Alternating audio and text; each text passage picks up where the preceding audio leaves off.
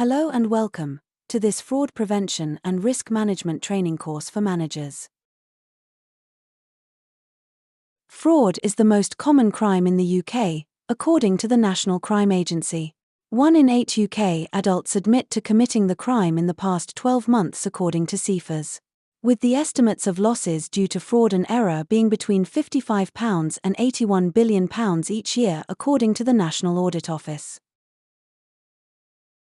While the financial impact of fraud is clear, the level of risk it poses has also led the government to strengthen legal requirements on organisations to prevent it.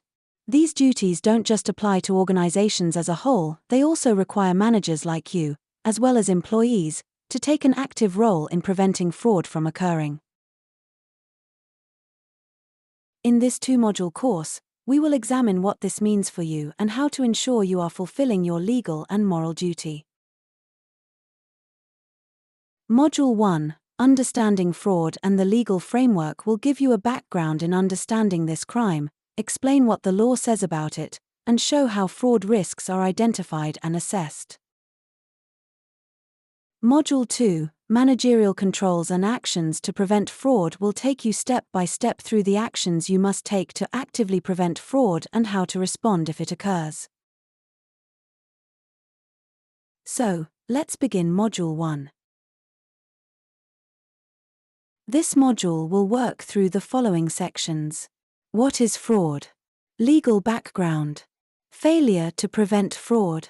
Company's house registration. The 6 guiding principles. How fraud happens. And assessing fraud risks. To Module 2 of Fraud Prevention and Risk Management for Managers. In Module 1, we introduced the idea of reasonable steps, the actions an organization must take to prevent fraud. We also consider how, as a manager, you're expected to help ensure those steps are followed in practice. In this second module, Managerial Controls and Actions to Prevent Fraud, we will examine what putting actions into place might look like.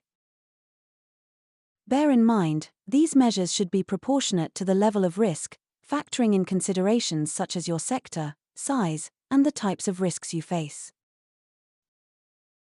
And so, in this program, we will explore the following sections: policy and procedures, due diligence, communication and training, preventing cyber-enabled fraud, reporting procedures, monitoring and review, and finally, responsibilities for fraud prevention.